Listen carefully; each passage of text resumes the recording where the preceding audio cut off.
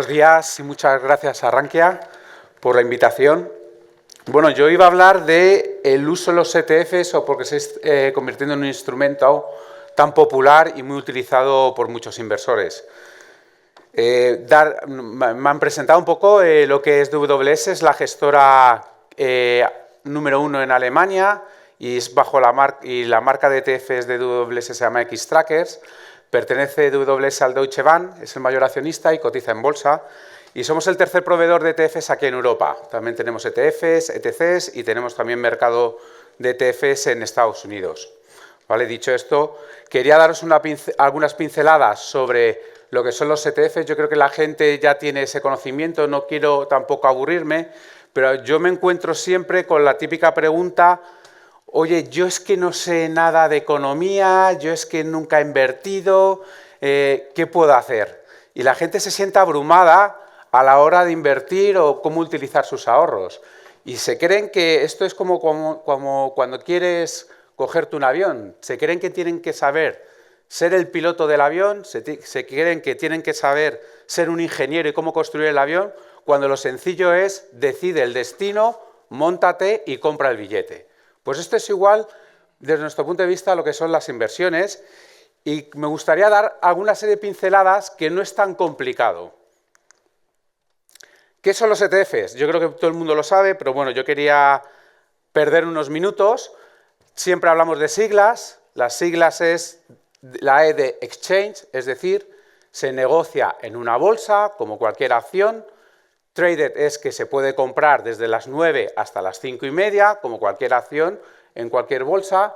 Y luego fund, ¿vale? Es que es un fondo de inversión.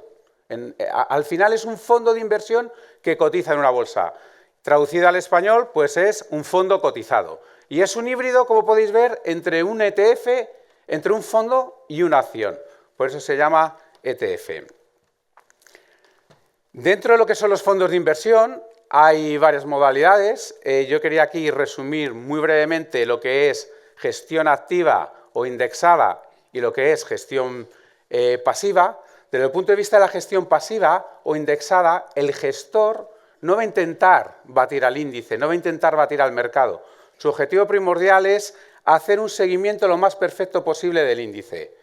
La renta variable, perdón, la gestión activa, lo que va a intentar el gestor es batir al índice de referencia. Luego tenemos que en el ETF o la gestión pasiva le dé igual enseñar todos los valores o los componentes de la cartera, por lo que la transparencia es total. Y en la gestión activa, pues bueno, esa información es más, se suele dar cada 6 meses, porque es un poco el conocimiento, o lo podemos decir, el propietario o intelectual del gestor.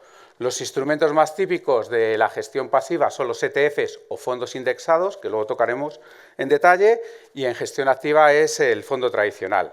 Y lo más importante, beneficios de ambas partes. Pues bueno, los ETFs que lo que suelen dar o la gestión pasiva es mucha más diversificación, suelen tener muchos más componentes en la cartera del fondo y suelen tener unos costes muy reducidos o muy bajos, costes de gestión. Los fondos tradicionales o de gestión activa, pues bueno, tienen el beneficio de que tienes la capacidad de análisis de un gestor y la capacidad también potencial de poder batir al índice.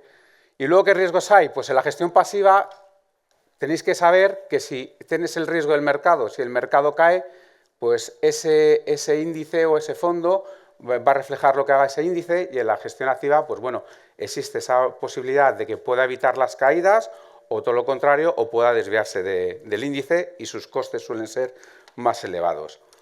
Sin más, lo que son los índices, al final, son reglas, o sea, la gestión pasiva que sigue índices son reglas sistemáticas. Y lo que intenta hacer es replicar pues un índice, como podéis ver, el Standard & Poor's 500, que es el más conocido. Los proveedores de índices ponen unas reglas, dicen compañías que estén en Estados Unidos.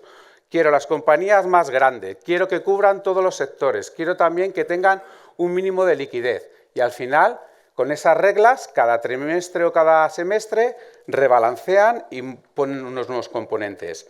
Lo que nosotros hacemos como gestores de ETFs es seguir el índice, y es lo que se puede ver ahí. No hay ninguna pequeña variación. Lo que dé el índice es lo que suele dar el ETF. ¿Cómo está yendo el mercado de ETFs en Europa? Pues sobre todo que veáis la evolución ha sido muy positiva y, para que os hagáis una idea, aproximadamente cada 5 años el volumen gestionado en ETFs se duplica. Actualmente ya tenemos como 2 billones de euros de España o 2 trillones de los que llaman aquí un poco americanos, y lo que se está viendo es que incluso la aceleración es mucho mayor y ya no duplica cada 5 años, sino cada 4 años se está duplicando los activos bajo gestión. ¿Y esto a qué se debe? Pues yo diría, hay varios factores, ¿vale?, que están impulsando el crecimiento de los ETFs. Uno son las típicas características que los inversores entienden. Oye, transparencia, me gusta, diversificación, es algo sencillo, la liquidez que ofrecen diariamente, sobre todo muy barato en costes, que es algo que interesa a todo el mundo, y el acceso a múltiples mercados y la flexibilidad que da. Pero luego el uso que se le está dando, los inversores creían que antes se utilizaba el ETF tácticamente y sin embargo se está utilizando muy estratégicamente para carteras de largo plazo. Se está utilizando también como lo que llaman la parte principal de una cartera, núcleo, o como lo queráis traducir, el core, y también los están utilizando para parte un poco más satélite. ¿Qué significa esto? Oye, pues mi parte principal tiene que ser pues los mercados desarrollados, puede ser un índice desarrollado del MSCI World, puede ser un Standard & Poor's, y yo hago inversiones satélites, pues bueno, voy a poner un poquito más en el sector tecnología, en el sector energía, y con eso le voy a dar un sesgo más táctico y de corto plazo. Pero sobre todo, uno de los factores que está motivando el crecimiento de su uso es la simplicidad a efectos de entenderlo. Uno sabe exactamente lo que ha comprado, sabe por qué sube o por qué baja. Y luego los inversores valoran mucho su efectividad a la hora de conseguir resultados, que es un poco al final lo que buscamos todos. Oye, si yo invierto en algún activo financiero, algún producto financiero, que me dé lo que espero. Dicho esto, las tendencias más recientes, y por lo que hemos visto esa aceleración de que comentaba que antes se duplicaban los activos bajo gestión cada 5 años en lugar de, y ahora es cada 4, es sobre todo por el crecimiento del inversor minorista. Para nosotros creemos que los canales digitales, este impulso desde el año 2020 está siendo una de las fuerzas más, yo diría, más notorias en Europa. En Estados Unidos ya estaba ocurriendo, que está impulsando el crecimiento de los ETFs. Otro de los factores es que ha vuelto el tipo de interés, súper importante.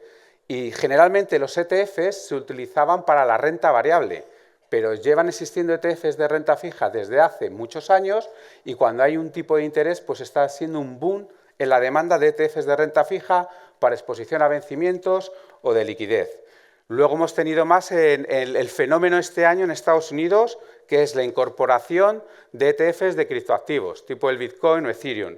En Europa está creciendo, pero a una velocidad menor, y sobre todo es por lo que se ha comentado también aquí, que es la ley MiCA, que estará dentro de poco en vigor, y podemos ver esa incorporación en muchos más países.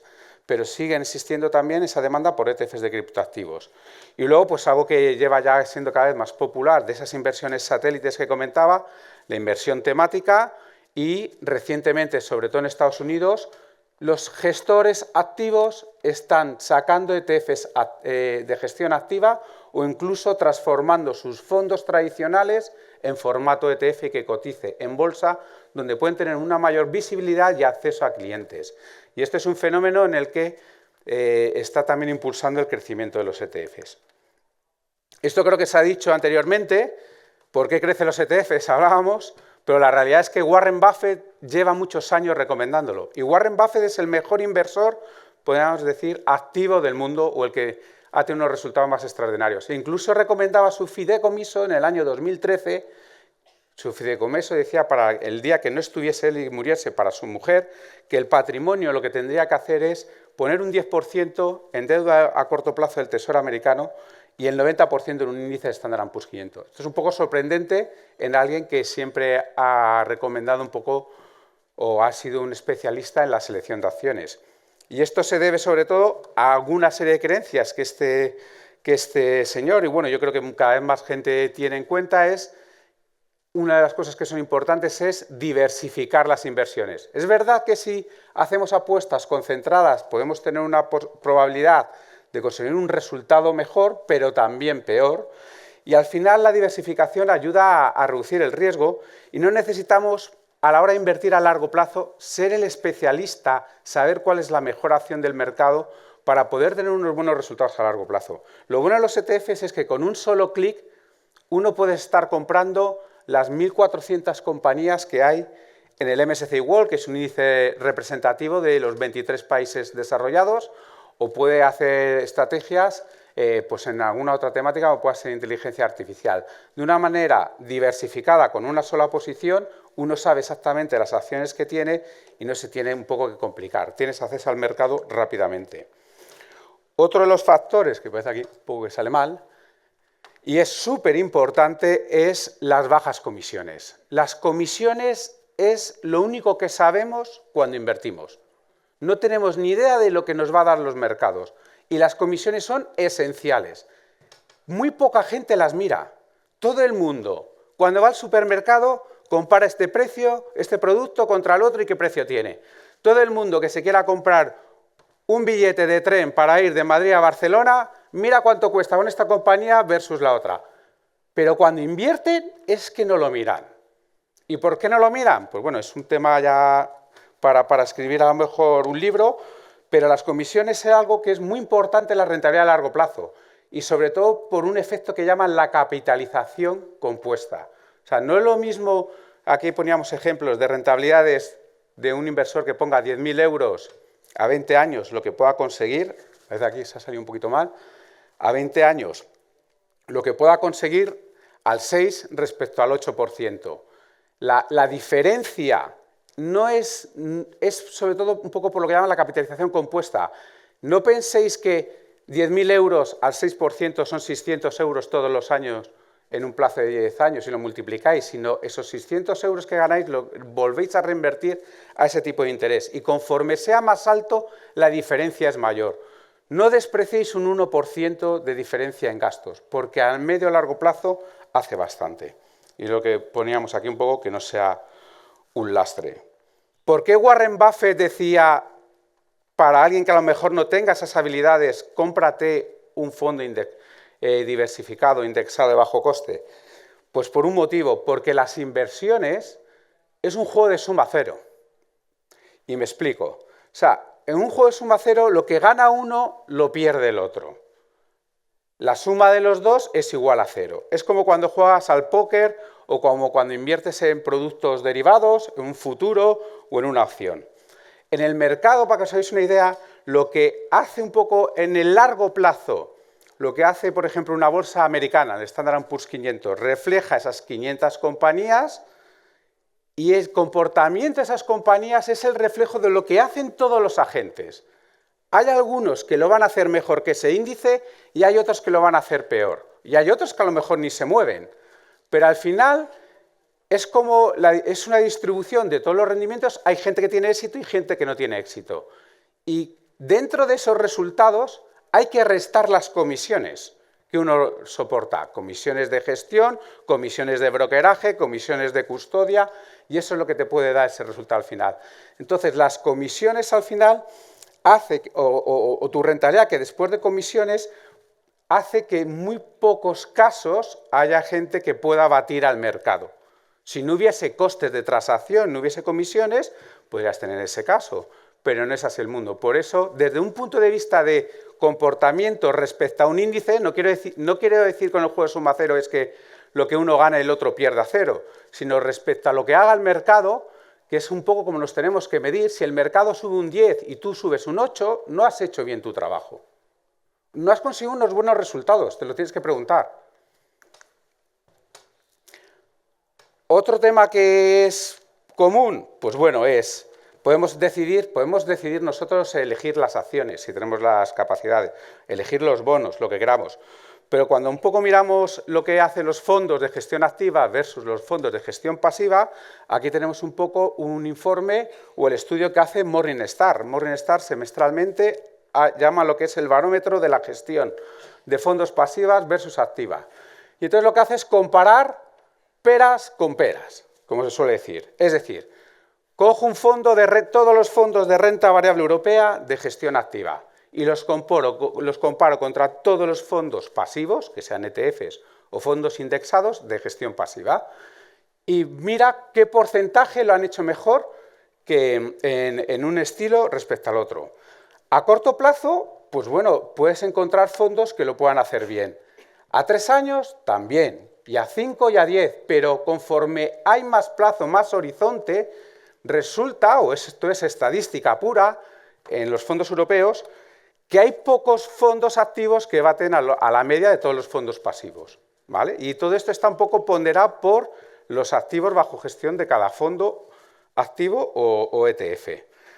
Mercados más complicados, como puede ser bolsa emergentes, más ineficientes, hay más probabilidades de encontrar gestores activos que lo hagan mejor que los gestores pasivos, pero aún así, como podéis ver, son ratios del 28-30%. En mercados, como hablamos, bolsa global, desarrollado, pues bueno, a 10 años, pues hay un 6,3% de los fondos que han tenido la fortuna de batir al conjunto de los fondos pasivos. A ver, esto, pues va a salir un poco mal. No se ve nada. Perdonar porque por lo que no se ve bien el PowerPoint. Aquí lo que os quería poner es que para invertir no se necesitan grandes habilidades. Lo más importante es, desde nuestro punto de vista, es dejar correr el tiempo, porque el tiempo juega a tu favor. Juega a tu favor porque las economías crecen, porque los beneficios crecen y porque en el medio y largo plazo el precio de las acciones o los mercados suele seguir la evolución de los beneficios. Y además suelen pagar unos dividendos a esas compañías, que se queda reflejado en el valor de los índices, como podéis ver, un poco con los dividendos incluidos. Aquí a largo plazo estamos hablando que la bolsa mundial, en euros, en euros desde el año 99, antes eran dólares, ha dado unas rentabilidades anualizadas del 9,2. En el siglo XXI nos hemos encontrado con 3 recesiones, uno de los peores momentos. La crisis.com, que estalló en el año 2000, tuvimos la recesión financiera del 2008, 2007 empezó, y hemos tenido el COVID, que fue una recesión corta. En todos estos procesos, pues bueno, al final, aún así, en los últimos 10 años, 20 años, los mercados han estado dando rentabilidades por encima del 10%. ¿Y qué es lo que os quería enseñar? Si se ve aquí un poco bien, es que invertir en renta variable tiene altibajos, eso hay que saberlo. Y lo que tenemos que estar es preparados para poder un poco asumir que tiene esa volatilidad. Y aquí os ponía las rentabilidades que hace cada año un índice como el MSCI World, pero también ese punto es la mayor caída que ha tenido en el año. Por ejemplo, COVID 2020. Cayó un 33,8, pero el índice acabó más 6,8. ¿Qué es lo que ocurre? Que muchos inversores se ven tentados a vender en el peor momento. ¿Qué es lo que quiero decir con esto? Es que cuando uno invierte a largo plazo, el peor enemigo es la psicología de cada uno y las emociones. Si uno se pierde los mejores días porque ve el titular de la bolsa, porque ve el titular de la prensa, le puede ser bastante perjudicial en sus resultados a largo plazo. Y aquí podéis ver la diferencia en los últimos 20 años de invertir en el Standard & Poor's, lo que llaman comprar y mantener, cada una rentabilidades cercanas al 9,8, resulta que te has perdido 10 días, o sea, en 20 años, 250 sesiones al día por 20 años son 5.000 días. 10 días te estuviste fuera del mercado porque justo es cuando la volatilidad estaba más alta, hubieses ganado solo un 5,6 anualizado y hubieses perdido un 54% de rentabilidad. Si te pierdes 20 días, 2,9% anualizado y perderías un 73% de rentabilidad respecto a estar invertido. Es verdad que estamos poniendo un periodo convulso en la crisis financiera, ¿vale? También hemos tenido el COVID, pero lo que os quiero decir es que estar invertido es muy importante y aislarse el ruido. Controlar también y definir el riesgo que quiera cada uno. Porque, bueno, perder 40 días, pues es incluso 30 días, es un desastre. Es como tener el dinero peor que la cuenta corriente. Por último, acabar con algunas otras pinceladas. Muchas preguntas que me han hecho, pues bueno, a lo largo de este año sobre todo. ¿Fondo cotizado o fondo indexado? ¿Es lo mismo? ¿Qué diferencias hay? Es lo mismo en el objetivo. que es seguir un índice, replicarlo lo más fehaciente. La comisión de gestión suele ser muy similar, ¿vale? Suele ser muy baja.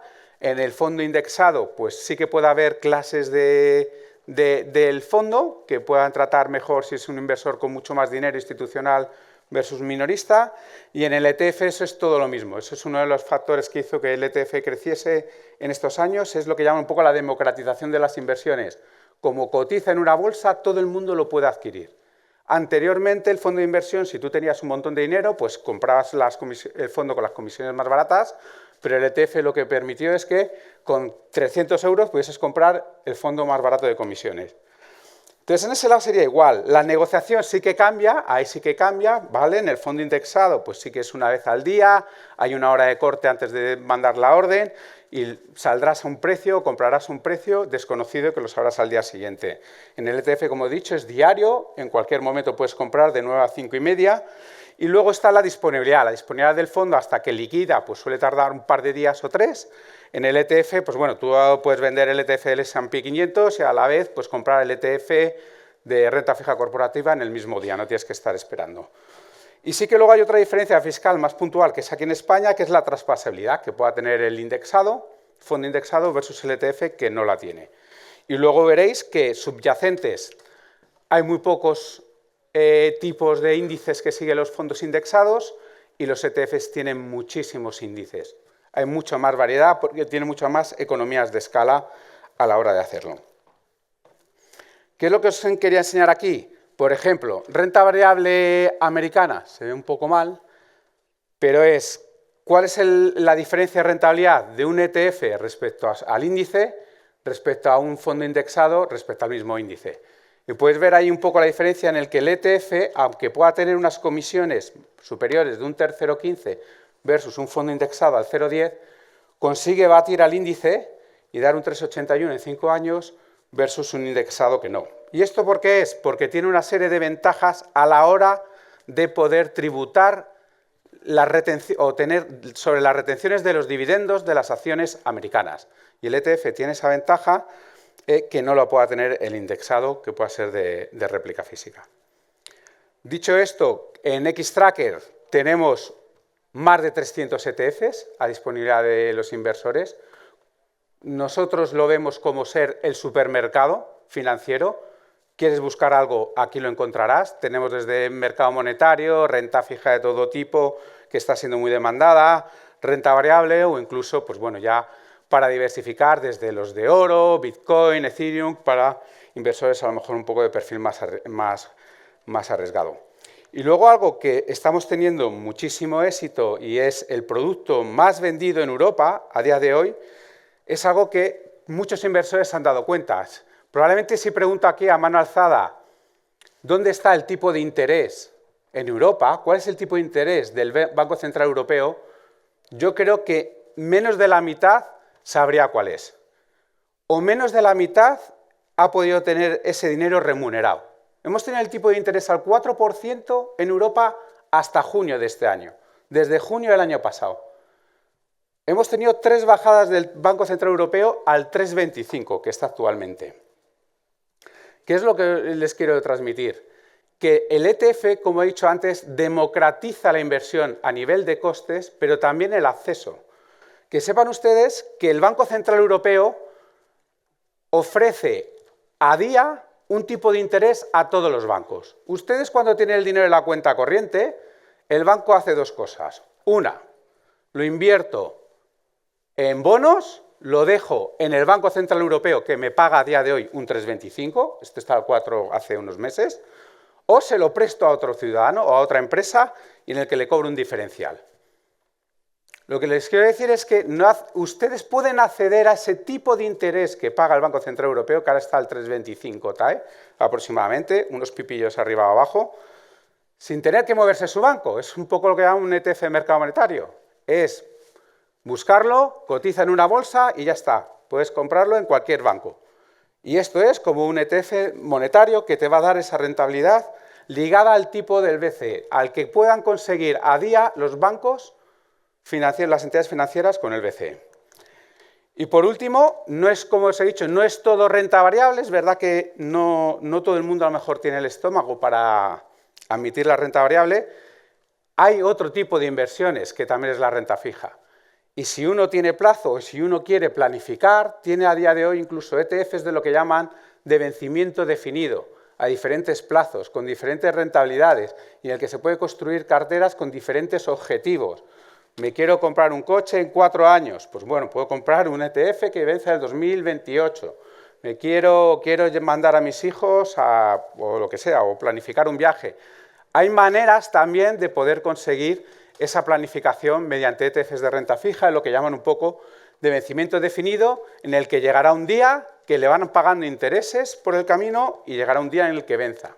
Son maneras también de un poco de construir esas carteras. Con todo esto, ya llega mi tiempo. Les invito a que puedan entrar en nuestra página web, pongan en Google Xtracker y irán directamente a nuestra página, en el que puedan encontrar ahí miles de subyacentes y de productos. Y bueno, muchísimas gracias por su tiempo.